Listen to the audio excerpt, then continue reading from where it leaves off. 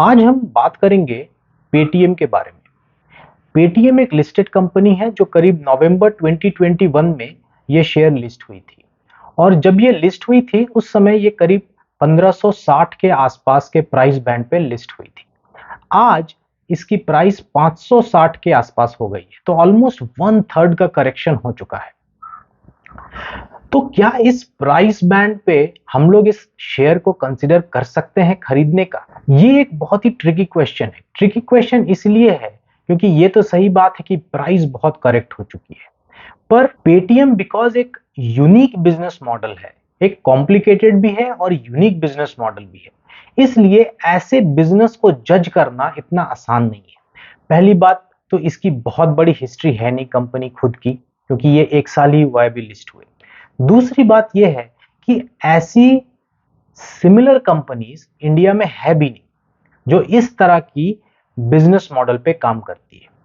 तो ये अगर हमें ये जज करना है कि क्या हमें इन्वेस्ट करना चाहिए या नहीं करना चाहिए, हमें 2 स्टेप में इसको देखना पड़ेगा। पहला, इसके बिजनेस मॉडल को समझना पड़ेगा, इसके बिजनेस प्रोस्पेक्ट्स को समझना पड़ेगा और उसके बाद जाके इसके फाइनेंशियल्स को देखना पड़ेगा। तो इस वीडियो में हम स्टार्ट करेंगे इसके बिजनेस प्रोस्पेक्ट्स पे, उसके बाद हम इसके बिजनेस मॉडल को भी देखेंगे और फाइनली इसके फाइनेंशियल्स को एक बार देख के हम ये जज करने की कोशिश करेंगे कि क्या ये कंपनी वर्थ इन्वेस्टिंग है कि नहीं। तो चलिए स्टार्ट करते हैं बिजनेस प्रोस्पेक्ट से। पेटीएम एक इंडियन कंपनी है और मोस्टली ये इंडियन कंज्यूमर्स को कैटर करती है। इंडिया एक ऐसी कंट्री है जिसकी पॉपुलेशन वर्ल्ड में सबसे ज्यादा है और काफी फास्ट ग्रोइंग पॉपुलेशन भी है ये, और ये एक ऐसी पॉपुलेशन है जो बहुत तेजी से स्मार्टफोन को अपने लाइफ में ला रही है। और दूसरी एक खासियत ये भी है इंडियन पॉपुलेशन की कि ये स्मार्टफोन savvy तो है ही, ये बहुत कीन है ये पॉपुलेशन एक smart digitised online financial services को अडॉप्ट करने के लिए। बिकॉज इंडिया की पॉपुलेशन बहुत यंग है, तो ऑनलाइन फाइनेंशियल अडेप्टेबिलिटी जो है इनकी, ये बहुत ही अच्छी है। इस कारण से पेटीएम जैसी कंपनी जो मेनली फाइनेंशियल सर्विसेज प्रोवाइड करती है मर्चेंट्स को और कंज्यूमर्स को, ऐसी कंपनी की प्रोस्पेक्ट्स इंडिया जैसी कंट्रीज में बढ़ जाता है। दूसरी बात ये भी है कि इंडिया की जो ग्रोथ स्टोरी है वो काफी रोबस्ट है। एक्सपर्ट्स कहते हैं कि अगले 5 साल में इंडिया करीब 9% पर एनम के हिसाब से ग्रो कर सकती है। और सबसे अच्छी बात क्या है इंडिया की जो ग्रोथ स्टोरी है वो 3 मेन पिलर्स पे टिकी हुई है। पहला, consumption, rapid population growth and rapid urbanisation. ये तीनों ही चीज ऐसी है जो पेटीएम जैसे कंपनी के लिए बहुत ही ल्यूक्रेटिव हो सकती है। तो एक हाईली पॉपुलेटेड कंट्री जो बहुत ही स्मार्टफोन savvy है और वो financial services, online financial services पाना चाहती है, ऐसी कंट्री पेटीएम जैसे कंपनी के लिए आइडियल इन्वेस्टमेंट ग्राउंड है। पिछले कुछ सालों में इंडिया में एक कैशलेस इकोनॉमी की ट्रेंड भी स्टार्ट हो गई है। जनरली हम कोई भी परचेजेस कर रहे हैं, कोई भी बिल पेमेंट्स करते हैं, मोबाइल रिचार्जेस करते हैं, जनरली हम ऑनलाइन पेमेंट करना ही प्रेफर करते हैं and this is specially true for urban Indians. और जैसा हमने देखा कि बिकॉज इंडिया में एक रैपिड अर्बनाइजेशन का भी ट्रेंड चल रहा है, तो ये जो प्रोस्पेक्ट है ऑनलाइन पेमेंट्स का, ऑनलाइन सर्विसेज अवेल करने का, ये बहुत ही रैपिड वे में इंडिया में ग्रो कर रही है। तो अगर इसको समराइज किया जाए इस बात को कि बिकॉज एक हाईली पॉपुलेटेड कंट्री है जिसकी जीडीपी काफी फास्ट ग्रो कर रही है और यहाँ की जो पॉपुलेशन है वो बहुत ही स्मार्टफोन savvy है, तो पेटीएम की जो प्रोस्पेक्ट्स है वो इंडिया में बहुत ही अच्छी है। और अभी तक देखा जाए तो पेटीएम की कॉम्पिटिटर कंपनी बहुत ही कम है। लिस्टेड स्पेस में तो आई थिंक पेटीएम एकमात्र ऐसी कंपनी है जो इस तरह की फाइनेंशियल सर्विसेज प्रोवाइड करती है। पेटीएम की बिजनेस प्रोस्पेक्ट्स का एक और इंपॉर्टेंट एंगल है। अगर आप वर्ल्ड डेटा को इंडियन डेटा से कंपेयर करें तो आपको पता चलेगा जो टोटल ऑनलाइन पेमेंट्स इंडिया में होते हैं total online payments means card payments हो गए, नेट बैंकिंग पेमेंट्स हो गए या फिर यूपीआई टाइप के ट्रांजैक्शंस हो गए। इंडिया की ये टोटल एग्रीगेट वैल्यू देखा जाए तो ये करीब करीब 14% ऑफ जीडीपी इंडिया में ये बनती है। हमें क्या लगता है कि हम काफी ऑनलाइन ट्रांजैक्शंस कर रहे हैं, पर ये सिर्फ 14% ऑफ जीडीपी है। डेवलप्ड कंट्रीज से इस वैल्यू को कंपेयर करें तो वो कंट्रीज ऑलमोस्ट 40% ऑफ जीडीपी उनका ट्रांजैक्शंस ऑनलाइन होता है। तो इस सेंस में भी अगर देखा जाए तो इंडिया में जो पेटीएम जैसे कंपनी की जो पॉसिबिलिटीज है वो देखिए कितनी बड़ी है। अगले 8 सालों में एक्सपर्ट्स का ऐसा मानना है कि इंडिया की जो ऑनलाइन ट्रांजैक्शंस की जो एस्टिमेट है अभी 14% है, वो करीब 8 सालों में वो करीब करीब 32-35% के आसपास आ जाएगी। उस वक्त भी वो ग्लोबल स्टैंडर्ड से नीचे ही रहेगी। इस वैल्यू को देखते हुए पेटीएम जैसे कंपनी की ग्रोथ प्रोस्पेक्ट्स बहुत ही फैंटास्टिक है, there is no doubt about it. तो यहां भी पेटीएम को एक थम्स अप तो मिलेगा। पिछले 5 सालों में जो पेटीएम का जो मार्केट साइज है वो करीब करीब 30% पर एनएम के स्पीड से ग्रो किया है।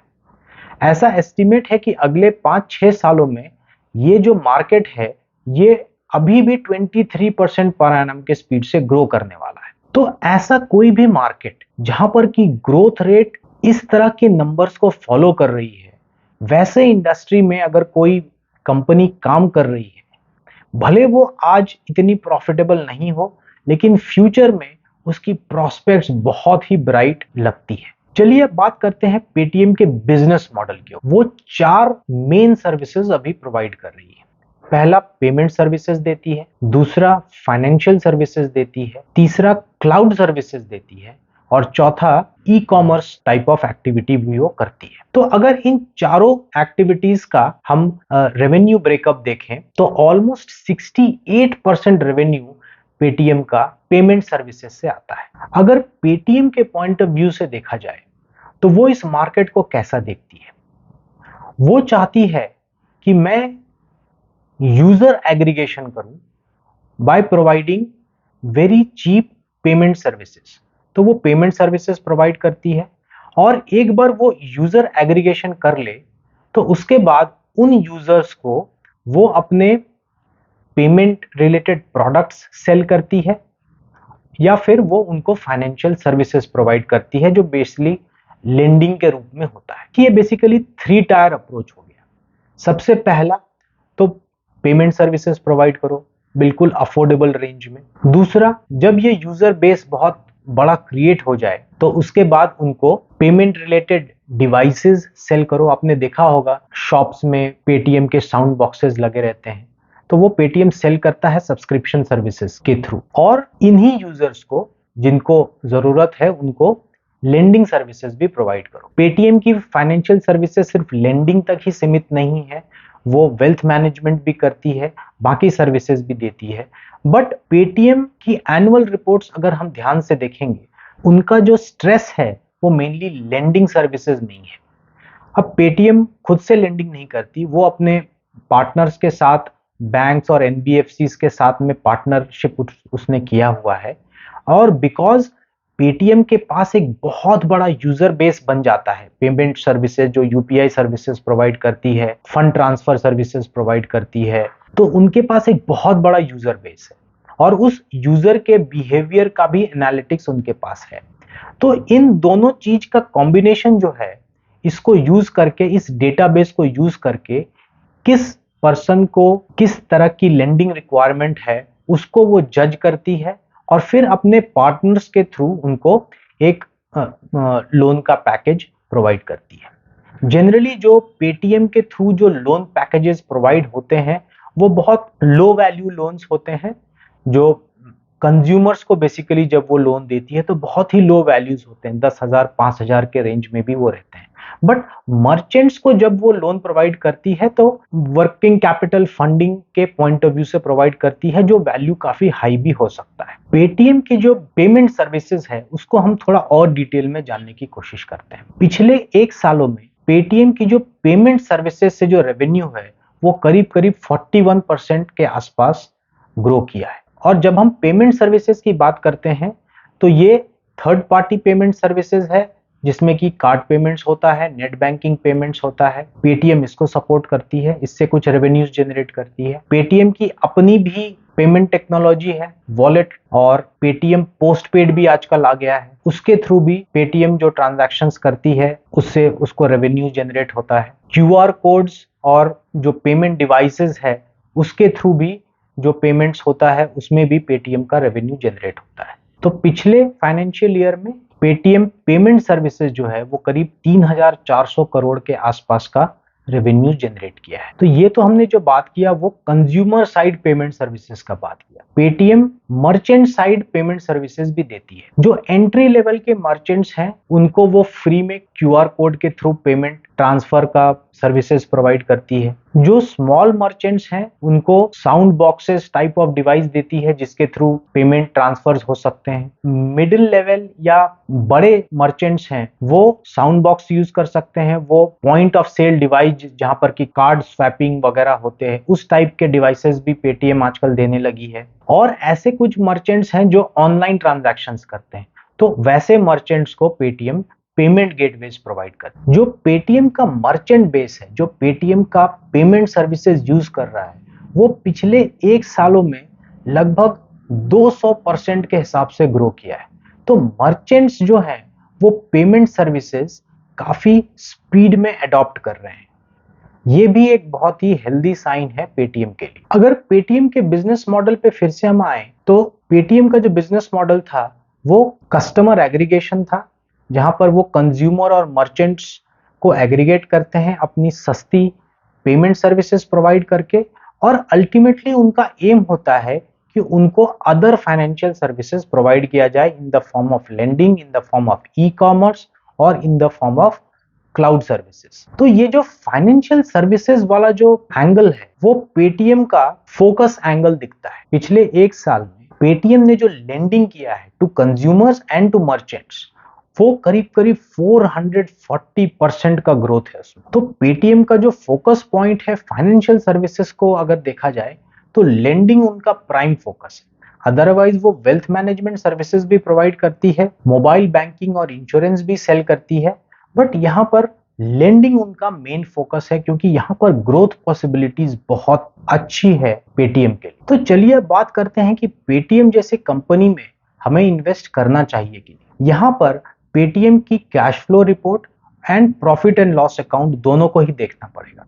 आप दोनों ही रिपोर्ट देखेंगे तो आपको पता चलेगा कि रेवेन्यू ग्रोथ तो पेटीएम की रोबस्ट है, लेकिन अभी भी वो लॉस मेकिंग कंपनी है। दूसरी बात, जो कैश फ्लो फ्रॉम ऑपरेशंस है पेटीएम की वो आज भी नेगेटिव में ही जा रही। तो ऐसी कंपनी जो पॉजिटिव कैश फ्लो नहीं जनरेट कर पा रही है, इस वक्त उसको टच करना मेरे हिसाब से सही नहीं हो। एक बात तो सच है कि पेटीएम की जो ग्रोथ प्रोस्पेक्ट्स है वो बहुत अच्छी है, और उसकी जो बिजनेस मॉडल है वो भी एक ऐसी बिजनेस मॉडल है जिस पे भरोसा किया जा सकता है। पेटीएम 5-6 साल उसको हो चुकी है, इंडिया में काफी डीप वो एंटर कर चुकी है। लगभग हम सभी लोग, चाहे वो अर्बन इंडियन हो या फिर रूरल इंडियन हो, पेटीएम को सभी लोग जानते हैं और धीरे धीरे अडॉप्ट भी कर रहे हैं। तो अगर बहुत लॉन्ग टर्म होराइजन में सोचा जाए, अगले 10 साल अगर हम उतने बड़े टाइम होराइजन को देखते हैं, तो ऐसा लगता है कि पेटीएम जैसी कंपनी एक मल्टी बैगर हो सकती है उतने बड़े टाइम फ्रेम में। यस, बीच में जो पेटीएम के साथ चैलेंज है वो ये होगा कि उसको एटलीस्ट अपना कैश फ्लो फ्रॉम ऑपरेशंस तो पॉजिटिव में लाना ही पड़ेगा। और अगर कोई मुझसे पूछे कि क्या मैं पेटीएम में इन्वेस्ट करूंगा, तो मैं यही कहूंगा कि मैं उसके कैश फ्लो फ्रॉम ऑपरेशंस का जो ट्रेंड है उसको ऑब्जर्व करूंगा। अगर आज के डेट में तो डेफिनेटली वो नेगेटिव है, पर क्या ये जो नेगेटिविटी का जो ट्रेंड है ये रिड्यूस हो रहा है कि नहीं। जैसे ही cash flow from operations Paytm का पॉजिटिव होना स्टार्ट हो जाता है, that is probably the best time to enter the market. हो सकता है प्रॉफिट एंड लॉस अकाउंट में उस वक्त भी वो नेगेटिव वैल्यूज दिखाए, लेकिन कैश फ्लो अगर उनका स्ट्रांग हो जाए, पॉजिटिव हो जाए, तो पेटीएम एक बहुत अच्छी कंपनी हो सकती है लॉन्ग टर्म में इन्वेस्ट करने के लिए। बट आज के डेट में पेटीएम की जो फाइनेंशियल्स है वो देख के तो बहुत कंफर्टेबल नहीं लगता है। तो अगर कहा जाए तो पेटीएम अभी वेट एंड वॉच टाइप की कंपनी है, अपने वॉच लिस्ट में पेटीएम को डाल दीजिए और उसकी प्राइस ट्रेंड से ज्यादा उसकी जो ऑपरेटिंग कैश फ्लोज है उनको चेक करते रहें। अगर वो पॉजिटिव लेवल के आसपास आने लगी तो हम लोग उस वक्त कंसीडर कर सकते हैं पेटीएम को अपने पोर्टफोलियो में ऐड करने का। Thank you very much for watching this video. अगर आपको अच्छा लगे तो प्लीज लाइक शेयर और कमेंट करें और प्लीज मेरे चैनल को सब्सक्राइब करें।